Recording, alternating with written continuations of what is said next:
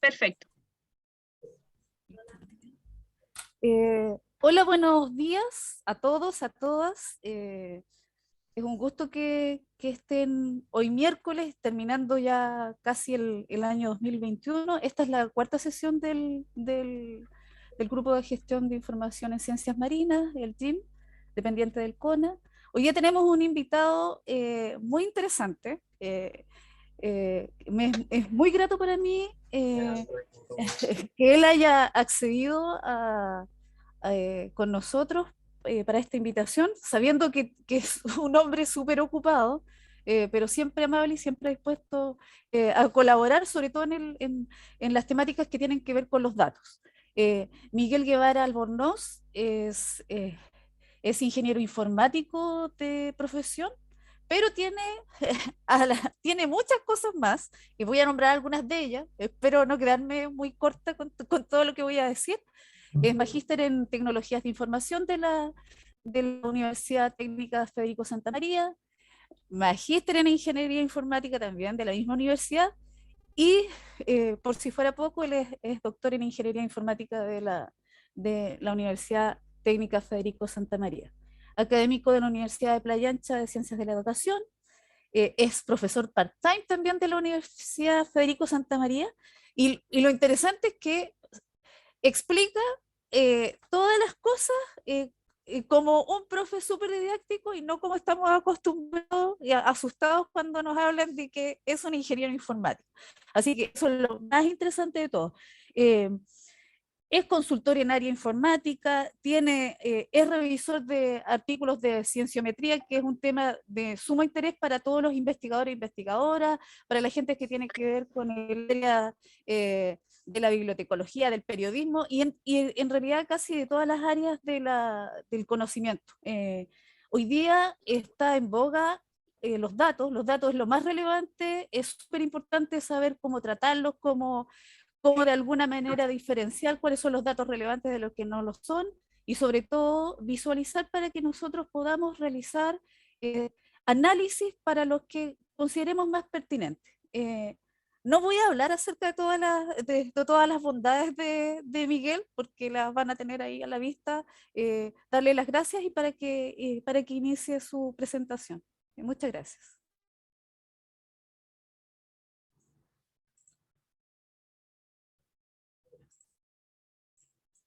Súper. Ah, ¿no? Ya, gracias. Oye, muchas gracias por la presentación. Chuta, me tiraste demasiadas flores, demasiados adjetivos calificativos. Pero bueno, el problema se agradece, sí, se agradece. Pero claro, el problema es que después se generan expectativas que uno no sabe si va a alcanzar a cumplir. Así que, bueno, vamos a tratar de hacerlo lo mejor posible. Me da gusto, ocupado como la mayoría de todos estamos ocupados en este punto del año, yo creo, y desde nuestras casas. Yo también estoy desde mi casa, pero siempre feliz de difundir esta área, que es un área que a mí me gusta, que le hemos estudiado y que es un placer siempre compartirlo. Así que cuando Gislaine me invitó, vimos siempre el mejor horario para que podamos difundir esto. Además, me ha gustado haber visto también a Andrea, que es una exalumna de nuestro programa de magíster en bibliotecología de la UPLA.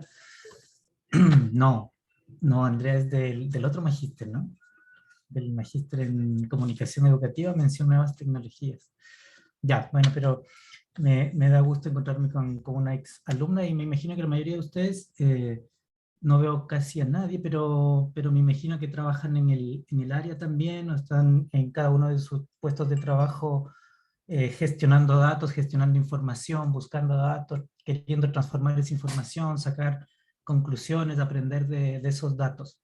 Así que no sé muy bien tampoco la formación que pueda tener cada uno, así que si alguien quiere interrumpirme o quiere conversar un poquito más, siempre es mejor, porque así yo podría orientar un poquito más la charla, ¿no? Y Ghislaine ya me comentó un poco los aspectos generales de quiénes son ustedes, pero siempre es bueno saber, por ahí tal vez les haga un par de preguntas, a ver si también podemos interactuar un poco para que no sea tanto un monólogo, y yo pueda descansar la voz de repente y conocerles un poco más. Así que, como les decimos a nuestros estudiantes, si es que alguien quiere poner la cámara y presentarse, conversar un poco, también se agradece, ¿no? Yo tengo dos pantallas, así que en una les estoy viendo gracias a Carola y en otra estoy viendo la presentación. Andrea, veo también ahí, excelente. ¿Sabes que con mi estudiante tenemos un ritual que en la última clase del año yo les invito a poner las cámaras y nos tomamos una foto? Y ahí recién los conozco. Pero bueno, esas son las cosas que nos atrae la pandemia. Excelente. Oye, les puedo preguntar, yo sé que tenemos como una hora de tiempo, ¿no? Yo igual tengo que arrancarme como a las 12, pero les podría preguntar, no sé si Carola, que fue la que puso primero la cámara, puede comentar un poquito qué es lo que hace. También después, no sé, Sergio, Andrea Baña, si quieren comentar un poquito, yo ya entendí que este es un grupo de gestión de información, pero si quieren contar ahí un poquito qué es lo que hacen como para saber a quién le estoy hablando y tratar de orientar mejor la charla. Ya, Carola, ¿qué fue la...? Claro, hola. Buenos días a todos. Ahí hay a muchos que los conozco. Bueno, mi nombre es Carola Hernández, trabajo en la pesquería pelágica de la zona norte y en general estoy trabajando datos con biológicos pesqueros y tratando de modelarlos con información oceanográfica para poder buscar algunas respuestas. Ya, súper. Eso. Excelente, muchas gracias. ¿Quién más quiere hablar? Como para entender un poco más en qué están haciendo. Andrea, adelante. Hola Miguel, Andrea Araya, también soy profesional del Instituto Fomento Pesquero. Yo trabajo en la sección de economía y nosotros trabajamos más datos sociales y económicos asociados a las pesquerías en diferentes niveles. Excelente, ya, súper. Ahí vamos a tener tal vez un poquito más que hablar. Tenemos también cosas en el área ambiental. Tenemos un observatorio satelital de imágenes asociadas a la nieve, pero también nuestra mayor parte de nuestro trabajo se desarrolla en el ámbito social. En el área biológica todavía, un poco por lo que mencionaba Carola, todavía no hemos iniciado o no tenemos mucha experiencia, digamos, no tenemos grandes colaboraciones, trabajo más en el área social y por supuesto en el área de gestión de información en general. Y ahora nos estamos metiendo fuertemente en el área de datos ambientales también. Ya, una persona más. ¿Quién más quiere comentar un poco en qué está? Eduardo, Edgardo, perdón. Edgardo, Adelante. sí, mi nombre es Edgardo Santander, trabajo en la Universidad Arturo Prat, en Iquique, me dedico, ¿no es cierto? Bueno, soy biólogo marino, trabajo especialmente en distribución espacial digamos, de propiedades biológicas del océano, más dedicado a la oceanografía biológica. Y me he dedicado mucho al último tiempo, ¿no es cierto?, a lo que tiene que ver, bueno, acá donde trabajo estoy a cargo de recopilar los datos de la mayoría de los proyectos y tenemos harta información. Por eso me interesó en realidad este taller. Ya, bacán. Eso. Súper, oye, qué interesante, ya. Bueno, si alguien más quiere hablar, bacán, si no, ya podríamos partir para orientar, pero ya me hago una idea. Vania creo que quiere decir la última palabra, ya, Vania. Hola, yo soy geógrafa de formación, ahora estoy haciendo un doctorado en geografía en la Universidad Católica y trabajo principalmente ecología del paisaje y análisis espacial con sensoramiento remoto, así que igual me interesa mucho este curso por el tema de la gestión de datos.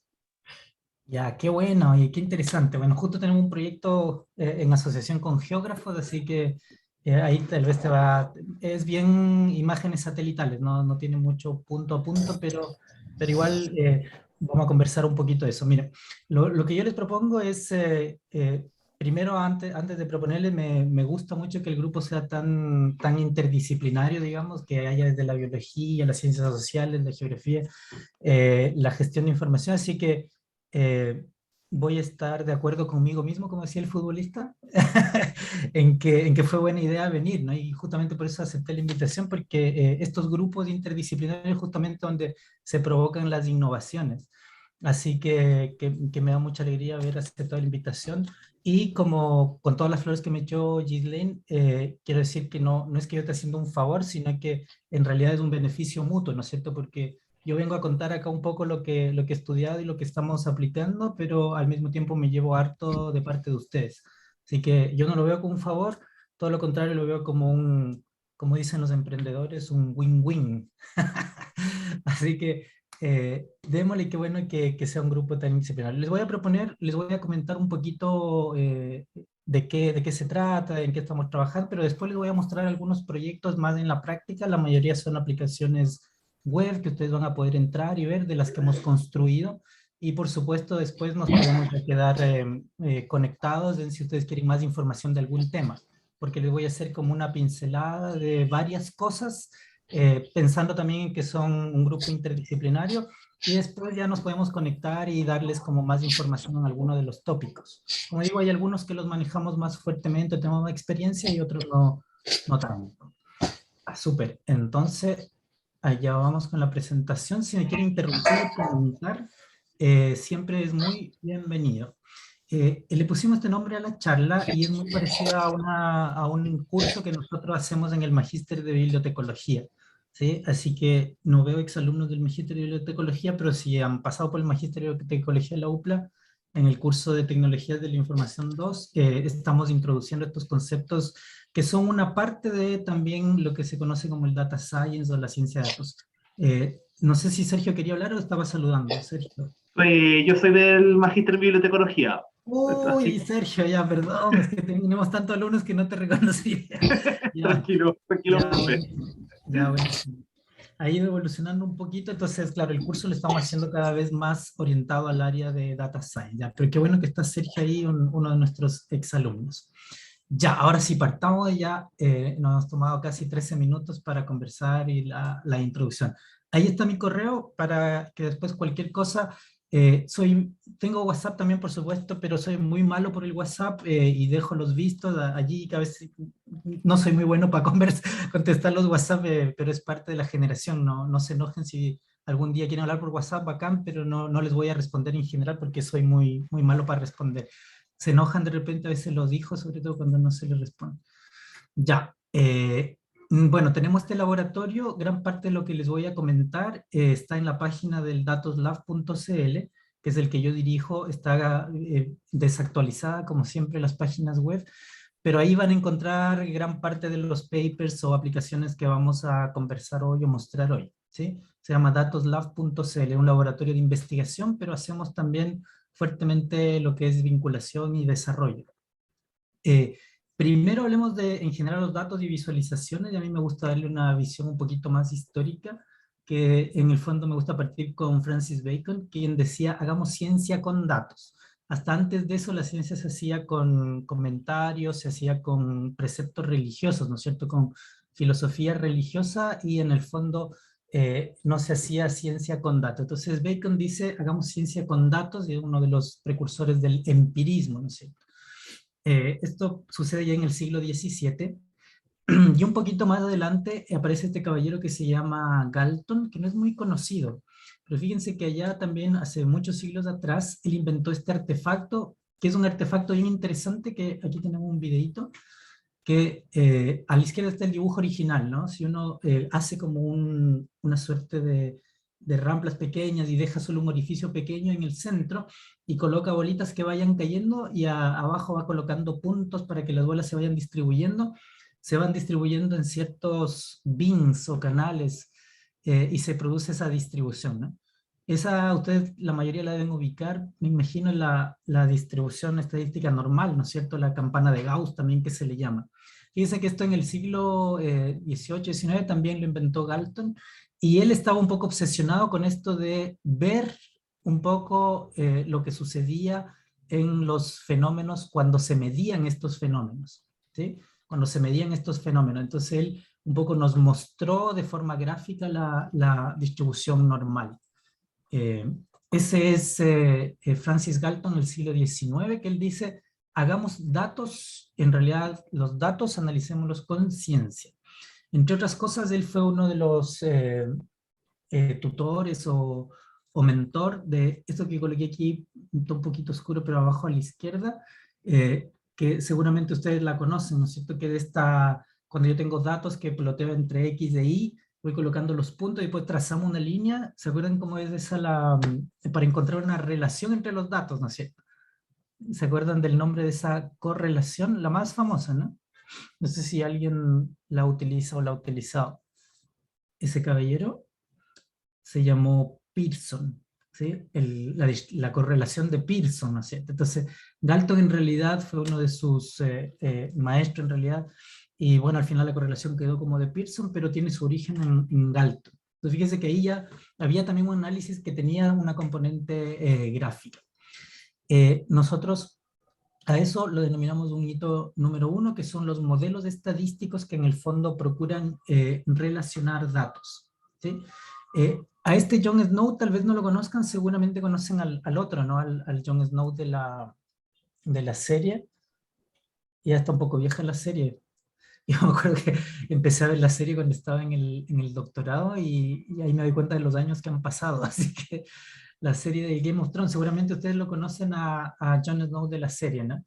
Este otro Jon Snow que no es conocido, el real, digamos, el que existió en el siglo XIX, y él, bueno, fue varias cosas, los anestesiólogos lo reconocen como el primer anestesiólogo, uno de los anestesiólogos precursores, pero acá nosotros lo traemos a colación por ser uno de los visualizadores de datos, o el que creó una visualización de datos que es de las más importantes para la historia en general, porque tuvo un impacto en la salud pública, ¿sí? Entonces, fíjense que aquí hay un mapa de Londres, arriba, no sé si conocían ya esta visualización, pero aquí arriba hay un mapa de Londres en la epidemia del cólera de la época, y él lo que hizo, aquí hay un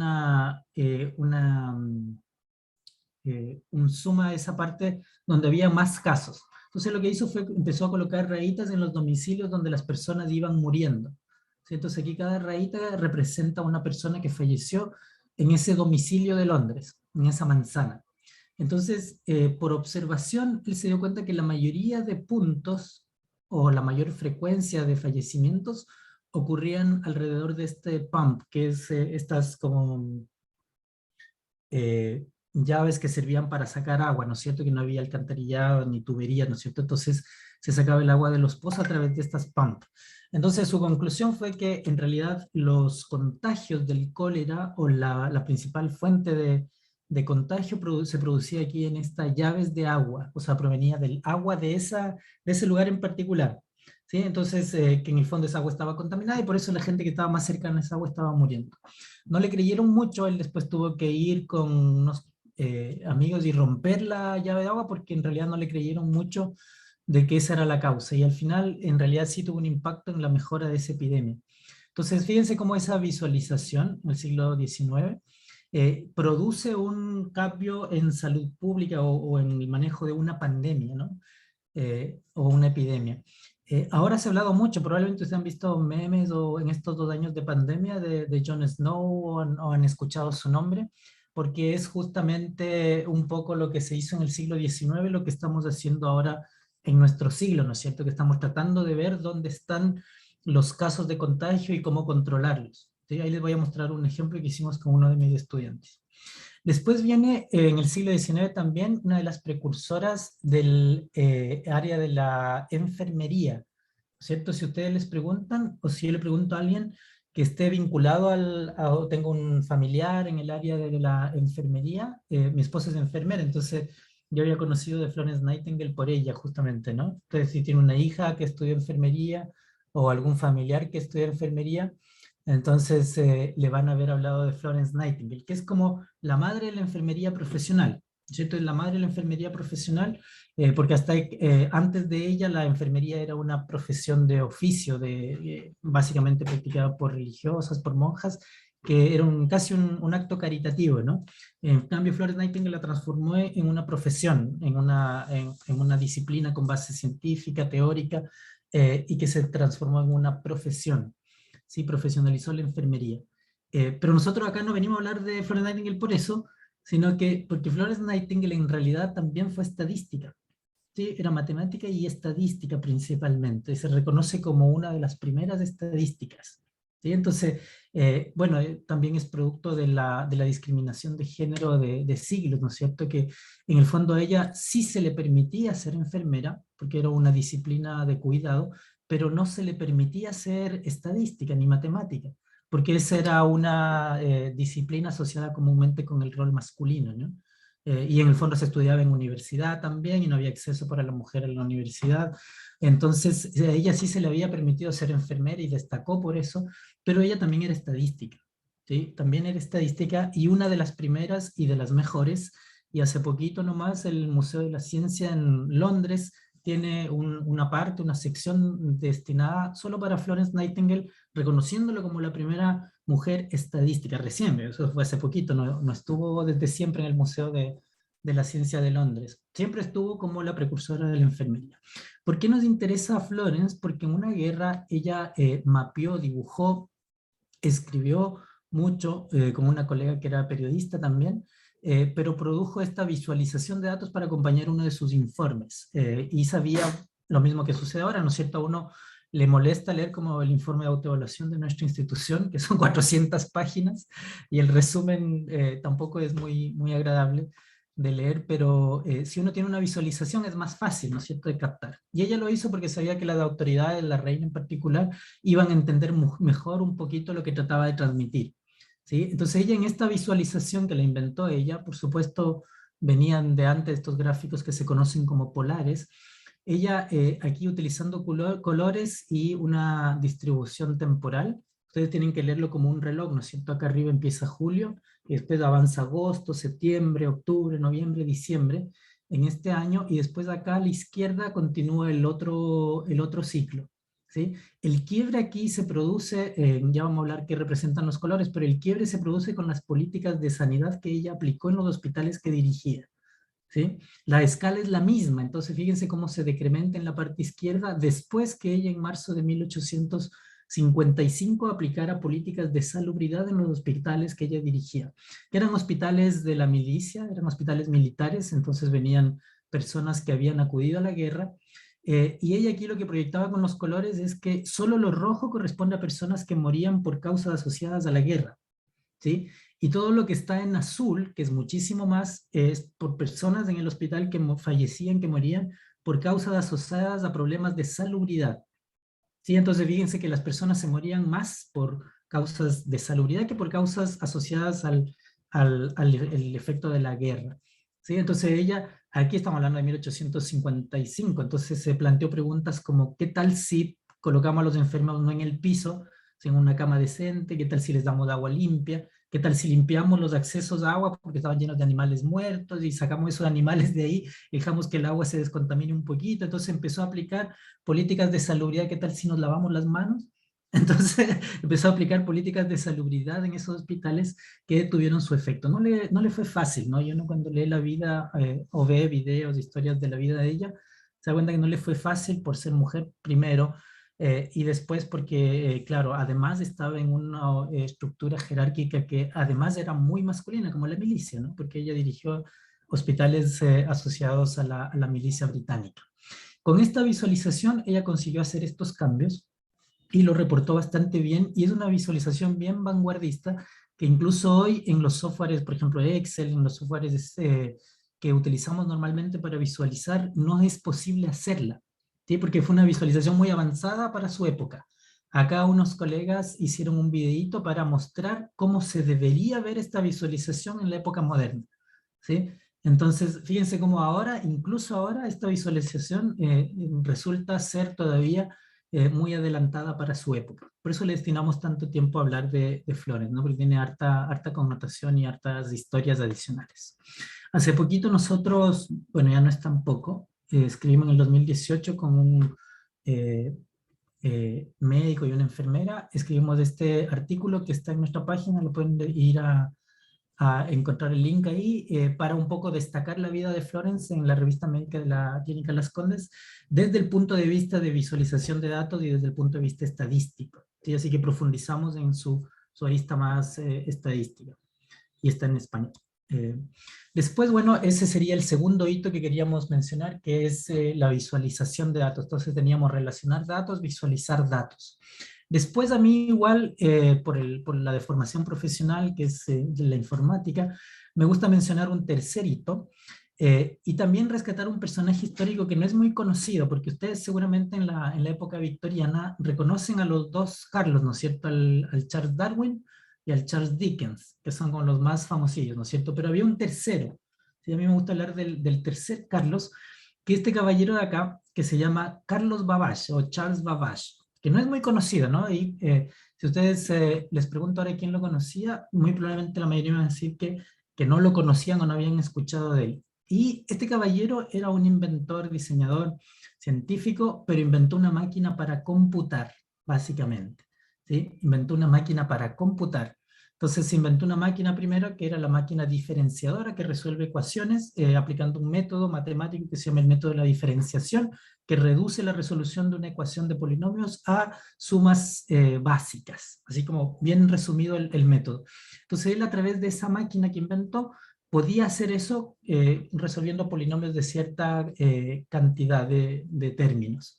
Y después lo que ustedes ven acá es la máquina versión 2, la diferenciadora 2, que en el fondo uno aquí, cada una de estas rieles verticales determina o se configura el número. Después a la derecha ustedes ven aquí una manivela que uno le da vuelta, le da vuelta, le da vuelta, y aquí a la izquierda hay una impresora de papel, ¿sí? A presión, por supuesto, no es todo mecánico. Entonces uno configuraba, daba vuelta, e iba imprimiendo los resultados de esa ecuación que iban quedando. Y así se aminoraba el error humano, ¿sí? Se lograba hacer con eso, y él inventó esta maquinita. El tema sí, porque ahora se ve bien bonita la máquina, pero es que esta máquina nunca se construyó. Nunca se construyó, él tenía un prototipo, con eso conseguía los fondos, pero tenía mala reputación y se gastaba la plata en alcohol, era un poco caído al frasco, como diríamos acá. Entonces no logró construir nunca su máquina, además la tecnología era muy costosa. Pero después, hace poco, en el año 2000, se encontraron los planos de esta máquina que estaba en el Museo de Ciencia de Londres de nuevo, y el curador del museo dijo, oye, como bien bibliotecólogo, ¿no? Dijo, oye, tenemos estos planos, ¿qué tal si les damos alguna utilidad y qué tal si construimos la máquina? Si están los planos, porque Babbage en el fondo le había diseñado pieza a pieza, le alcanzó para construir un prototipo pequeñito, entonces dijo, ¿qué tal si armamos la máquina y la hacemos? Ahora tenemos la tecnología. Costó un par de millones la máquina igual, armarla, pero la armaron, y está en el Museo de la Ciencia de Londres, no la conozco, pero sí hay una copia que un magnate de Microsoft dijo, oye, me gustaría tener una igual a esa, porque conocía la historia, ¿no? ¿Qué tal si me encargo una igual? Así que se mandó a construir otra, y como no le cabía en el living, porque la quería tener en el living de su casa en Silicon Valley, no le cabía, entonces dijo, bueno, no queda más que o remodelar la casa, o donarla al Museo de la Historia de la Computación, que está en Silicon Valley, y que vale la pena conocer, que ahí están todos estos juguetes, incluyendo esta máquina, y que funciona, ¿sí? Ahí, bueno, hay un videíto, si ustedes lo buscan, es una belleza de la mecánica de precisión, y además como que vino a confirmar el hecho de que Babbage en realidad la había diseñado bien, ¿no? La había diseñado bien y que no estaba tan equivocada. Bueno, ¿por qué hablamos de esta máquina que en realidad no es una computadora como las conocemos hoy? Básicamente porque como que abrió un camino a lo que es computar masivamente, ¿no? Computar masivamente. Después Babbage, ¿sí? Por eso me interesa la historia de Babbage, porque después Babbage, que era en realidad muy inquieto, había hecho la diferenciadora 1, ya estaba diseñando la 2 no la construyó, pero ya estaba pensando en el siguiente proyecto como buen innovador, y había diseñado, pensado la máquina analítica. Entonces él decía, esta máquina diferenciadora es buena, pero solo resuelve ecuaciones. ¿Por qué no hacemos una máquina que recuerde ciertas ecuaciones y pueda resolver cualquier tipo de ecuación, ecuaciones un poco más complejas?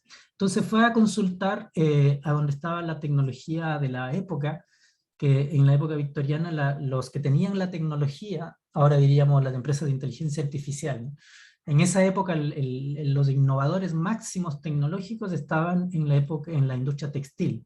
Estaba en la industria textil. Entonces ahí él encontró estos, se llaman los Jacquard Loom, que son estos elementos perforados que permiten diseñar con máquinas de tejido patrones en los tejidos, en los telares, en el siglo XIX. Eso lo inventó Jacquard. Entonces fue un poco a copiar esa idea, no sé si lo tengo por aquí, aquí está, que esto es bien interesante porque en el fondo un dibujante dibuja, ¿no es cierto?, los patrones, y después donde está pintado, un experto va haciendo una perforación. Donde no está pintado lo dejo tal cual, donde está pintado ahí está perforándome. Está pintado voy perforando, no está pintado no lo perforo, o sea voy haciendo lo que hoy llamaríamos ceros y unos, o voy haciendo bits, ¿no es cierto? Entonces vamos perforando, y después eso se le mete ese patrón que está construido, se le mete una máquina, ahora nosotros diríamos un programa de computación, se hace pasar por la máquina y con estas perforaciones la máquina va entendiendo los patrones para hacer los diseños en el telar. Ahí surgió la computación como la conocemos hoy, ¿no? En los telares. Así que estos videos también del Jacquard Lom y cómo funciona en este sistema de periodo, eso es tecnología de telares que viene desde hace varios siglos. Pero lo que hizo Wabash fue decir, eso que están haciendo ahí, y bueno, este es un grupo de gestión de información, eso que están haciendo ahí es gestionar información, es almacenar información para después reproducirla en el momento que la necesito. Nosotros diríamos ahora es guardar datos en el disco duro para después ir a abrir los archivos, ¿no es cierto? Pero eso se inventó con los telares de Jacquard. Y Wabash lo quería copiar para su máquina, de hecho lo hizo en el diseño. Aquí él inventó un almacén de información que estaba basado en esa tecnología de los telares de Jacquard, que iban a ser tarjetas de madera. ¿Sí? Después en la práctica se transformaron en tarjetas perforadas, ¿no? Lo interesante que tiene esta historia es que en esa época existió Ada Lovelace, que seguramente de ella se han escuchado porque tiene como más ruido en redes sociales, ¿no? Ella era matemática, tuvo la oportunidad de ser matemática, políglota, científica en general, por tener una ascendencia un poco más acomodada, pudo acceder a la matemática y era muy buena matemática, además que era hija de Lord Byron, entonces si Lord Byron no se había portado muy bien con su mamá, entonces su mamá lo único que quería es que su hija no siguiera el camino de las artes y las humanidades. Entonces, mientras mayor formación científica o exacta le podía dar, eso lo hizo, así que le tuvo varias tutoras y profesoras que eran físicas destacadas de la época. Bueno, entonces, Ada era una matemática muy joven, muy buena, políglota, y conoció a Babbage. Y cuando conoció a Babbage dijo, pero esto es fantástico. Y le dijo a Babbage, pero esta máquina, ¿por qué tendría que resolver solo ecuaciones? Y ahí le salió un poco su vertiente más artística. Dijo, esta máquina podría almacenar canciones, podría almacenar imágenes, podría almacenar una cantidad de información variada que podríamos después reproducir, hacerla funcionar, tocar, no sé. Estaban imaginando ideas para esa máquina, ¿no? Ella vio lo que Babbage consideraba una máquina analítica, ella vio en realidad una máquina un poco más universal, ¿no? Ella vio un computador, y además escribió un programa para ser aplicado en ese computador que resuelve la ecuación de Bernoulli, y cuáles serían el paso a paso para resolver ese problema en esa máquina, ¿sí? Con la tecnología de esa máquina. Entonces escribió en el fondo un programa de computador para esa máquina. Por eso se le reconoce como la primera mujer programadora y en general como la primera programadora, hombre o mujer, pero la primera, digamos, ¿no? Además de ser la primera mujer programadora, fue en general la primera programadora, ¿no? Se la reconoce así hoy, por supuesto ahora que nos estamos como poniendo al día con todas las discriminaciones que se hicieron por siglos al género femenino. Entonces, lo que sucedió con Ada, bueno, a mí me entusiasma, sé que estamos medio avanzados en el tiempo, pero me entusiasma contar la historia de Ada porque en el fondo lo que Babbage le pidió a Ada es que tradujera un paper de un colega suyo, que se escribió en italiano, que lo tradujera al inglés para que lo pescaran un poco en Inglaterra, porque a Babbage como que en Inglaterra no lo pescaban mucho, entonces le pidió a un colega italiano que él lo difundiera allá, que hiciera un paper de su máquina, y después a Ada le pidió que lo tradujera para ver si lo inflaban un poco en Inglaterra, un poco más, y Ada lo tradujo, pero Ada, como estaba entusiasmada con la máquina, además le colocó notas del traductor, y si el paper tiene 10 páginas, las notas del traductor tienen 35. ¿Sí? Entonces, en el fondo lo que ella hizo es escribir 3 papers más, pero un poco tratando de aprovecharse del espacio que le dieron, ¿no? Por ser mujer no le pidió a ella que escribiera el paper, no le pidieron que hiciera de traductora. Entonces, tratando de apropiarse de ese espacio, encontró una ventana ahí para soltar toda su creatividad en el área y escribir estos casi 3 papers, donde ella ahí escribe justamente esta ecuación o primer programa de computador. Al final no lo firmó con su nombre, lo firmó con sus iniciales, por lo mismo, ¿no? Porque sabía que le iban a probablemente no aceptar la traducción por ser mujer. Bueno, es bien interesante la historia de Ada. Lamentablemente falleció muy temprano de un cáncer y no pudo acompañar a Babbage, además que Babbage sintió como que le estaba haciendo sombra, así que tampoco la dejó avanzar más, y por ese quiebre la computación se demoró un siglo, ¿no? Porque después viene como una época oscura, hasta que después en el siglo XX, 1920, se retoman estos trabajos. Por supuesto hay mucha más agua bajo el río, pero empiezan los computadores con tarjetas perforadas recién, retomando la idea que Babbage y Ada le habían propuesto. Así que aparecen ahí los algoritmos. Esta parte yo la voy a pasar un poquito más rápida para ir a lo que nos interesa, que es la visualización, pero en general me gusta mencionar a Seymour Papert, que en el 80 inventó un programa de computación, un lenguaje de computación basado en bloques, ¿sí? Así que ese programa de computación facilita el aprendizaje de algoritmos, ¿no? Facilita el aprendizaje de la programación en general. Así que es uno de los pioneros que han facilitado el desarrollo de los algoritmos. Hay una historia por ahí bien interesante que solamente les invito a ver la película, que se llama Talentos Ocultos, que cuenta un poco el inicio también de los computadores.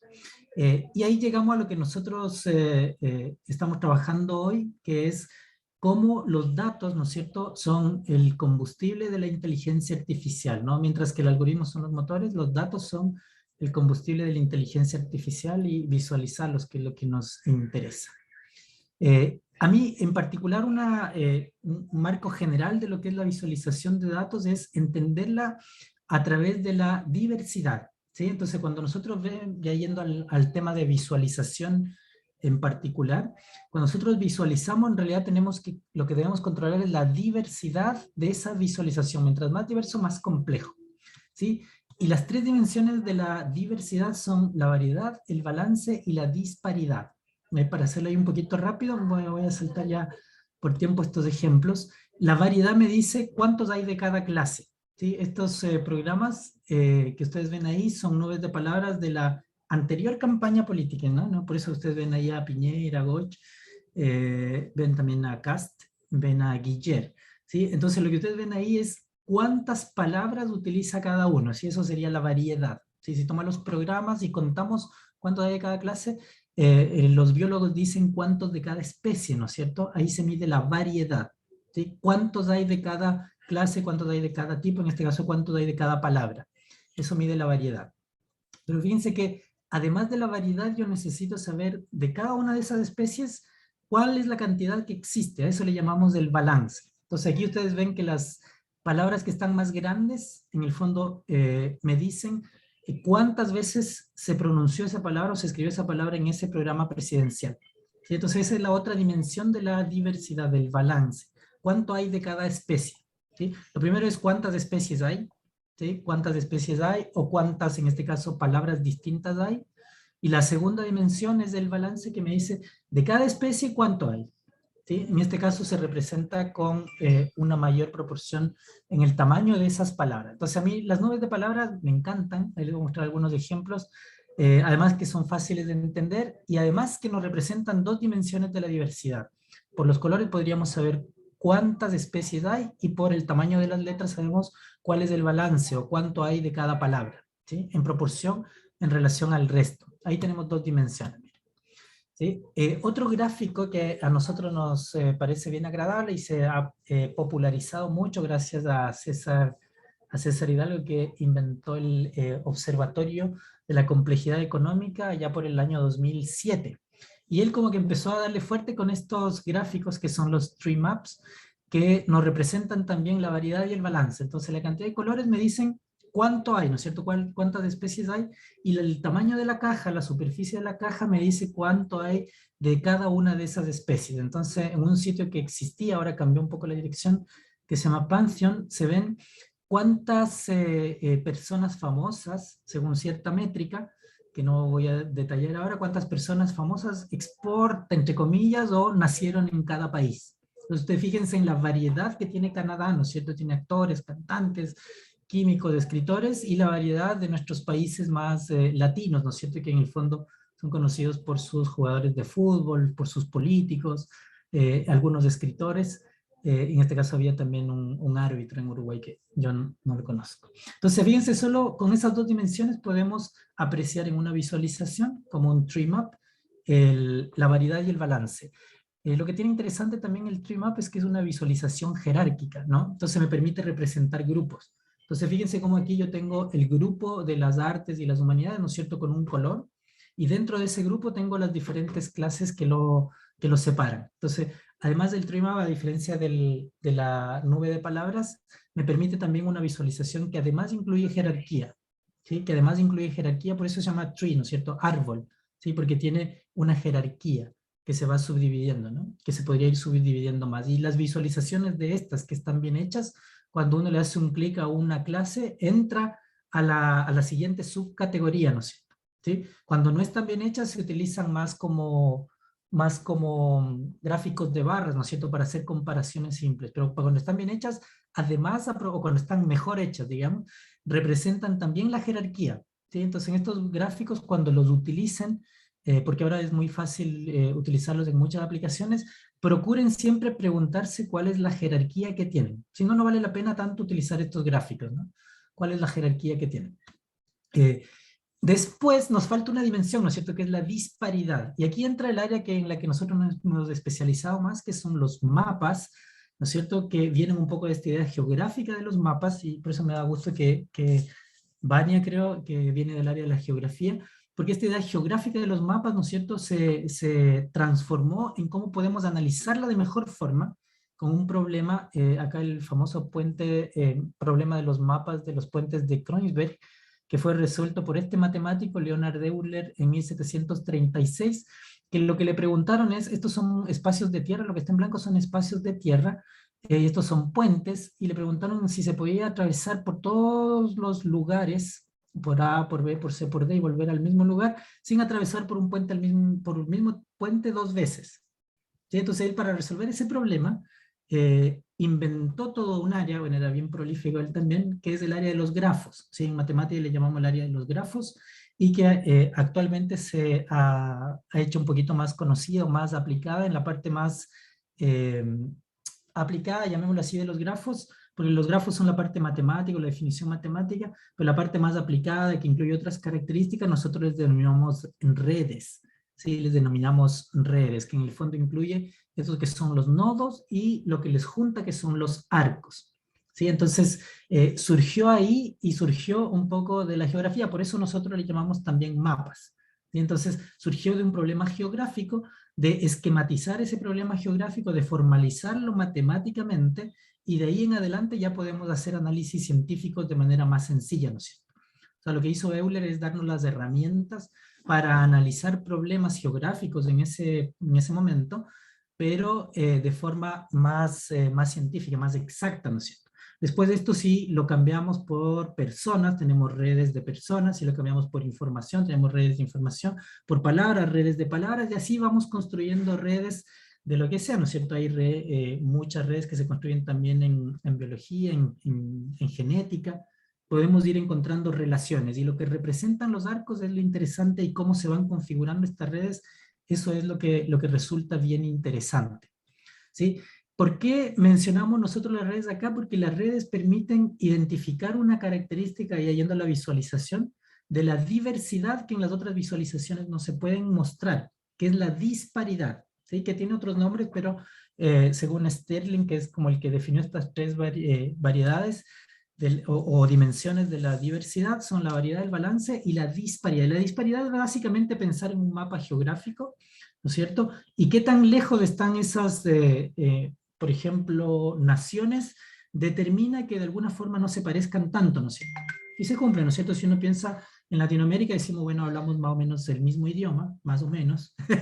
Se supone que es el mismo idioma, pero hablamos más o menos el mismo idioma.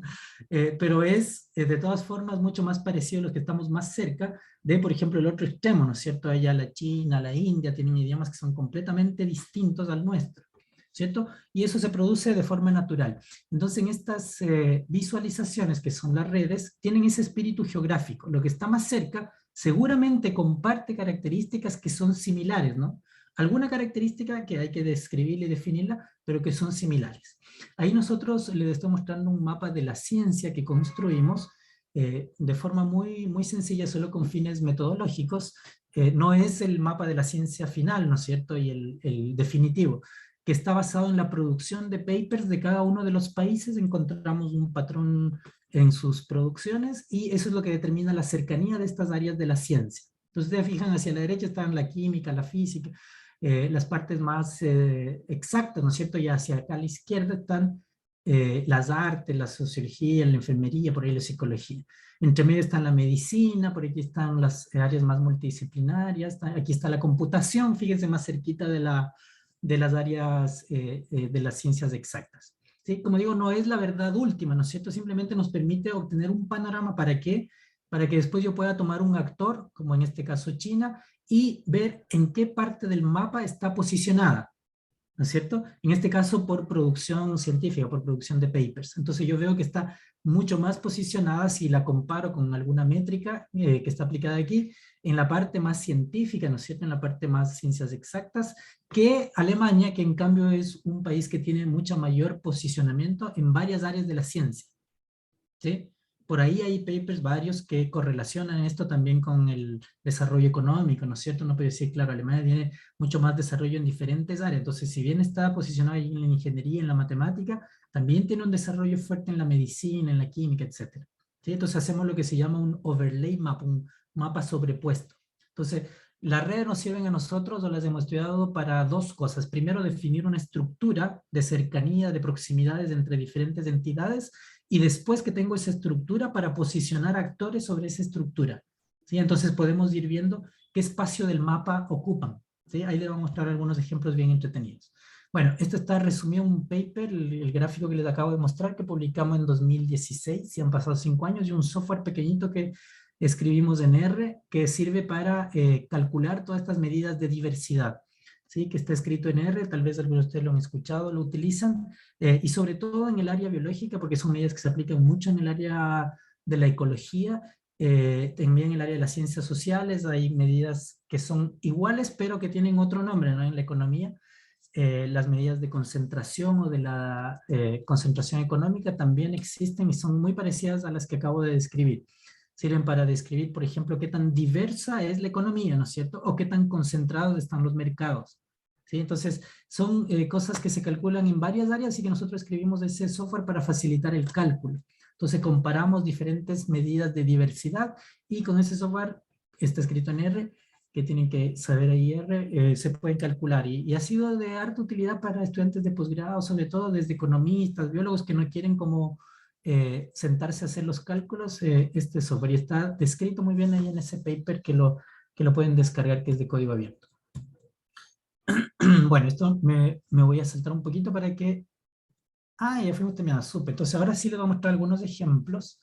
Ustedes ahí me quieren interrumpir, me interrumpen, y en la parte más práctica, claro, es más entretenida la parte de la conversación, pero todo esto va a quedar disponible, en el sentido de que todas estas páginas que les voy a mostrar ahora, ustedes pueden entrar desde su computador y verlas sin ningún problema, ¿eh? Así que yo les voy a ir mostrando ahí muy rápidamente, y después ustedes las pueden, porque no sé cómo estamos en el tiempo, y yo veo que son 11:50. Seguramente queremos conversar un poquito después, pero si me quiere interrumpir en el momento, me interrumpen. Entonces, lo de los programas, por ejemplo, nosotros hicimos una actualización para la campaña de la primera vuelta de hoy, que ustedes la pueden consultar ahí en datoslab.cl, y es barra, déjenme ver si me acuerdo, programas 2021. A ver si era esa. Esa de ahí está. Entonces ahí ustedes la pueden, cuando entren les va a decir por cuál candidato votaron. No, mentira. No, no es verdad. Cuando entren les va a aparecer un candidato aleatoriamente. Sí, les va a aparecer un candidato aleatoriamente, ¿no?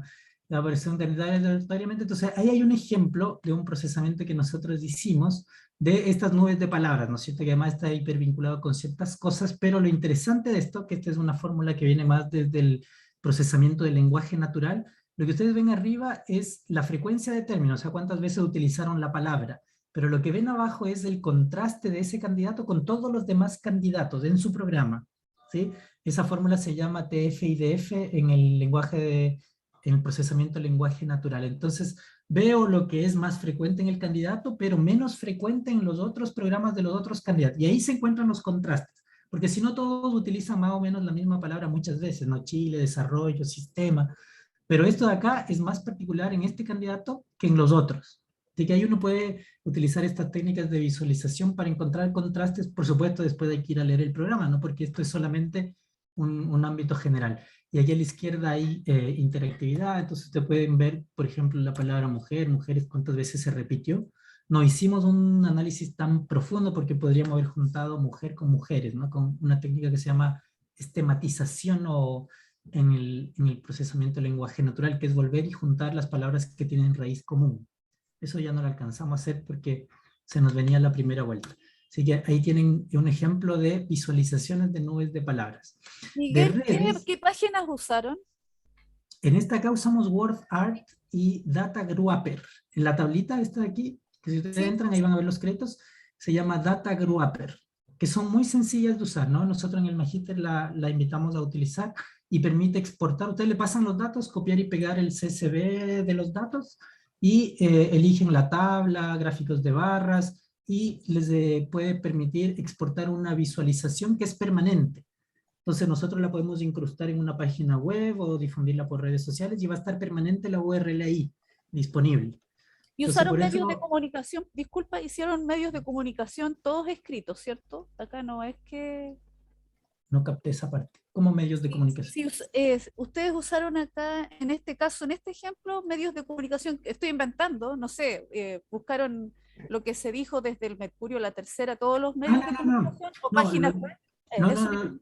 Lo dije muy rápido. Lo dije muy rápido. Lo que pasa es que lo que nosotros hicimos es, tomamos del programa presidencial del candidato, solo el texto y contamos las palabras. Sí. No hicimos captura de información de redes sociales ni medios de comunicación. No. Hicimos una captura hicimos una cuenta de palabras, de la frecuencia de las palabras en cada programa presidencial. Y los comparamos entre ellos. ¿Sí? O sea, esto que está aquí es la cantidad de veces que apareció, frecuencia 24 veces, FNE, que es Fiscalía Nacional Económica, apareció 24 veces. Desafíos apareció 32. ¿Sí? Y lo que está a la derecha es la frecuencia normalizada, que en el fondo si uno lo ordena, ve cuál es la que tiene mayor importancia en el programa, 137, pero si calculo el porcentaje de aparición o la probabilidad, de esto es mayor y de esto es menor. El 0,9, si lo vamos viendo en función del resto. Sí, eso.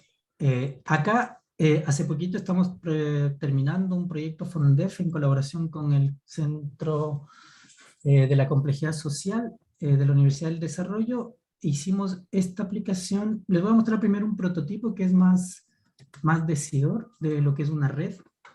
Datos.cl, GES, con H. Este es un mapa de la educación superior. Y lo que se hizo aquí, que lo hizo Candia y Pincheiro en un paper del 2020, es encontrar esta relación entre carreras de pregrado de Chile, basado en cuántas personas postularon en su sistema de postulación, ¿no es cierto?, en su formulario de postulación, de manera conjunta a esas mismas carreras. O sea, por ejemplo, yo postulé a física y a computación, entonces se cuenta como 1 entre física y computación. Si otra persona postuló también en su cartilla de postulación a física y computación, ya tenemos 2 personas. Y si hacemos eso para los millones de personas que han postulado en los últimos, desde el año 2004 hasta el 2020, que son los datos disponibles, entonces podemos sacar cuál es la proximidad entre carreras de pregrado. ¿Sí? Es mucho más complejo que eso, ¿no? Hay un conjunto de fórmulas que se aplican, pero la lógica detrás es eso. Entonces, aquí yo puedo ver la disparidad y ver un poco el mapa de carreras. ¿Para qué me puede servir? Estamos por publicar un paper con Candia y con Joselina, no me acuerdo su apellido. Estamos aquí por postular, lo que estamos por demostrar es que si un estudiante que postula a sus 10 opciones, ¿no es cierto?, postula sus 10 opciones de forma muy dispar, o sea, está muy distribuido en el mapa, es muy probable que no le vaya bien en la universidad. ¿Sí? Es muy probable que no le vaya bien en la universidad. Entonces estamos incorporando una nueva métrica que puede apoyar las otras métricas que ya existen, ¿no es cierto? Educación de los padres, un montón de otras cosas, pero esta puede complementar lo que es el abandono universitario. ¿Sí? Así que con este mapita se está haciendo ese trabajo y además, como es un proyecto FONDEF, se construyó esta aplicación que se llama Lixandria, lixandria.cl, que está ahora en forma beta, y si ustedes se meten y lo utilizan, igual se agradece mucho. Aquí a la derecha estamos ahora como en marcha blanca. Aquí a la derecha tienen un botoncito que dice sugerencias. Entonces ustedes, una vez que le den una vuelta, la idea es que permite a los estudiantes simular su postulación para ver en qué parte del mapa están. ¿Sí? Permite al estudiante ver en qué parte del mapa están. Bueno, ahí ustedes la pueden utilizar con detención. Yo solo de esto se hoy. Aquí está la red, ¿sí? En el fondo, ¿a qué carreras estoy postulando? Atrás está la estructura de la red, y aquí también se empieza a sacar un score de cómo está tu disparidad, ¿no es cierto? ¿Qué tan disperso estoy postulando? Porque después de eso lo queremos asociar con sugerencias para decirle al estudiante: oye, usted está muy disperso, tal vez no le va a ir tan bien en la universidad, entonces se pueden hacer algunas acciones remediales antes de que usted postule, ¿no es cierto? ¿Sí? Entonces lo vemos como una herramienta útil a futuro, que esperamos que tenga éxito en los colegios, sobre todo en los mismos estudiantes, en los orientadores, para poder detectar, ¿no es cierto?, estudiantes que no están muy focalizados, o que si están un poco más dispersos, porque hay estudiantes que también son muy buenos para todo, ¿no es cierto? Entonces igual están dispersos, aunque no es que tengan mal rendimiento, pero están un poco dispersos, y ahí necesitan un poco más de orientación. Sí, bueno, y además recopilamos hartos datos aquí, incluyendo aquellos datos que ustedes van a ver aquí, hartas visualizaciones con aranceles, la mayoría de información, toda la información viene del ministerio y de Mi Futuro. ¿Sí? Así que ahí les invito a revisarla, darle una vuelta, ojalá dejar una sugerencia, encontrar errores, porque como esto no está libre de errores, nos entreguen feedback. Este proyecto se está terminando ahora en abril, pero estamos en plena recepción de críticas, de errores, insultos, todo sirve para este proyecto. Si alguien está metido fuertemente con un colegio, por ejemplo, y dice: oye, nos gustaría que vengan al colegio, podemos hacer el contacto ahí para que vaya el equipo del FONDEF a presentar. Ya van a ser casi las 12, así que les voy a mostrar la última, observatoriodenieves.cl, observatorionieves.cl, un proyecto FONDEF orgullosamente adjudicado al 100% con colegas de la UPLA. Aquí nos juntamos del laboratorio de Data Science, que es el que yo dirijo, con el laboratorio de teledetección ambiental, donde hay una armada de geógrafos súper capaces y de muy buen nivel científico, con los que estamos construyendo este observatorio. Esto sí está recién en el primer año de ejecución. Independiente de eso, ustedes ya pueden encontrar la información del proyecto. Lo que hacemos aquí, o lo que tratamos de hacer, lo que estamos tratando de hacer acá es proveer una herramienta para una comunidad científica que observa, ¿no es cierto?, las imágenes satelitales del nivel de nieve, pero también tiene algunas salidas para el público general, para que pueda un poco interiorizarse de los problemas adicionales que puede traer la baja de nieve en las cumbres de la cuenca de la Aconcagua. Sí, está focalizado ahí. Entonces ustedes ahí van a ver el equipo, por ahora las bases de datos y algunos visualizadores que están en súper prototipo, así que esto sí les pido que no lo difundan con tanta fuerza.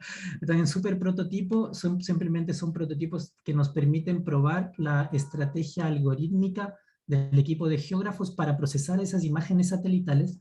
Así que en términos de rendimiento ahora se va a demorar un poquito, está un poquito lento, y el equipo de informáticos estamos haciendo que esto después se vea mucho más rápido, con otras funcionalidades, etcétera, etcétera, ¿no? Pero ustedes ahí ya podrían entrar, como digo, con mucha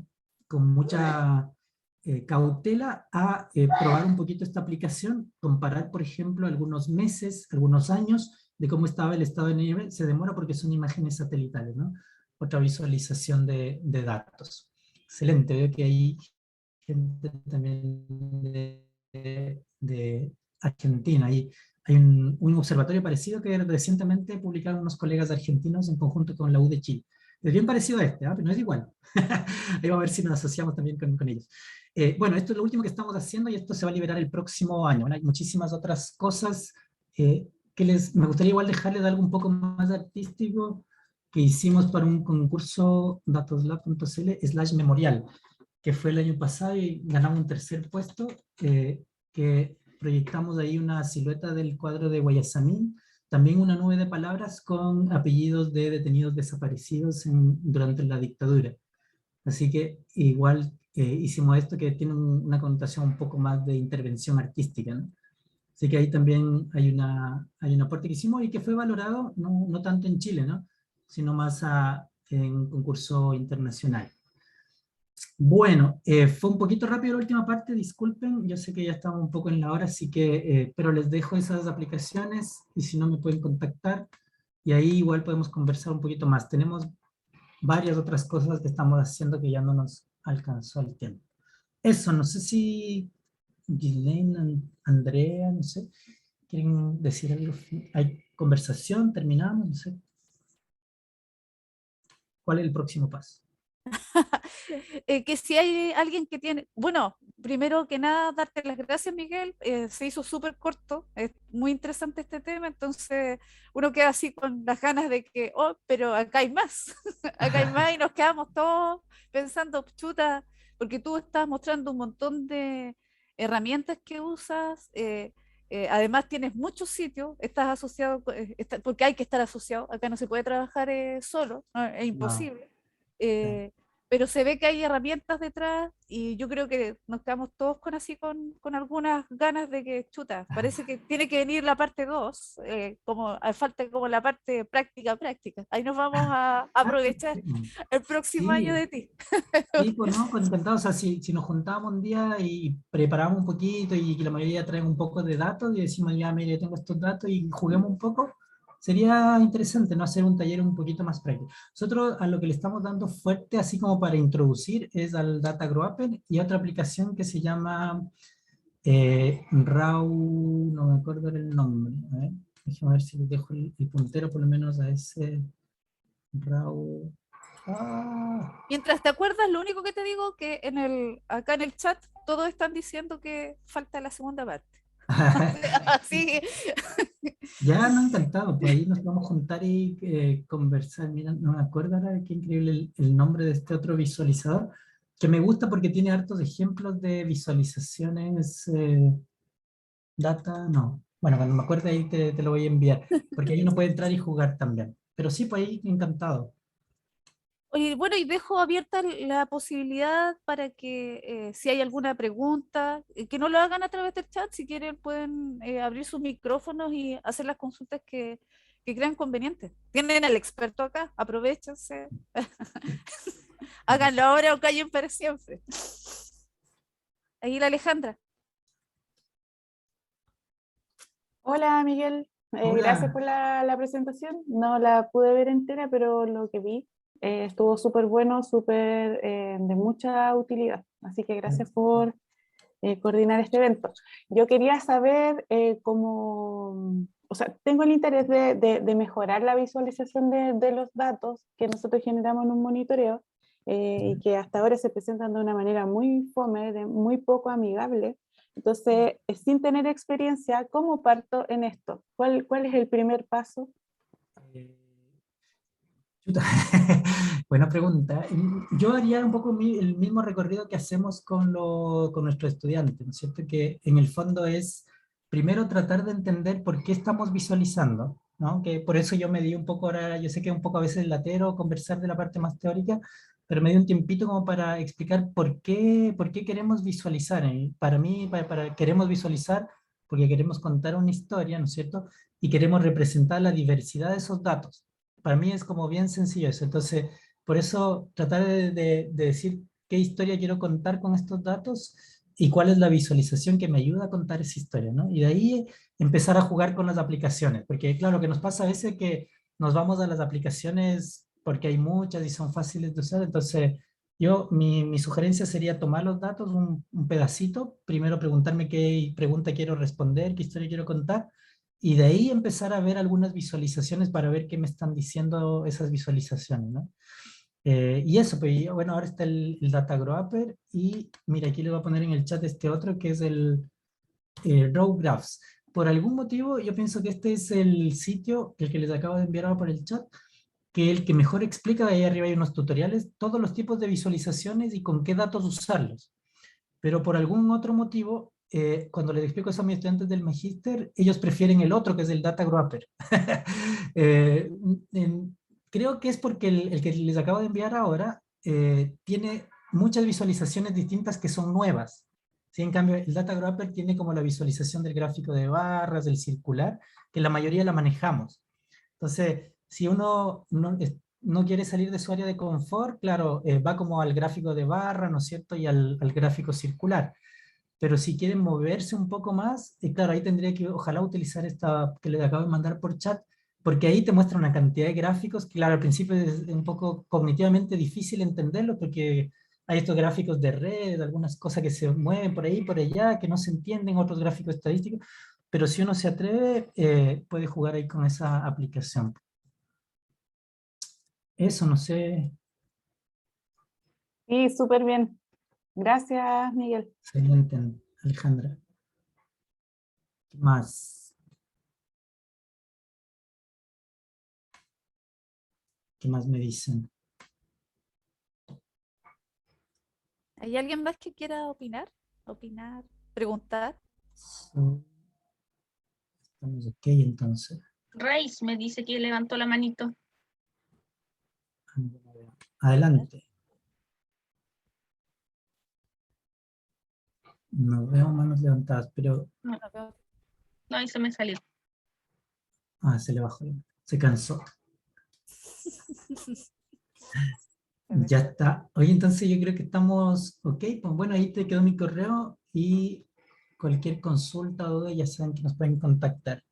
Ahora en diciembre estamos medio vueltos locos, sí, pero lo más seguro que ya en enero les respondamos si hay algo, pero si quieren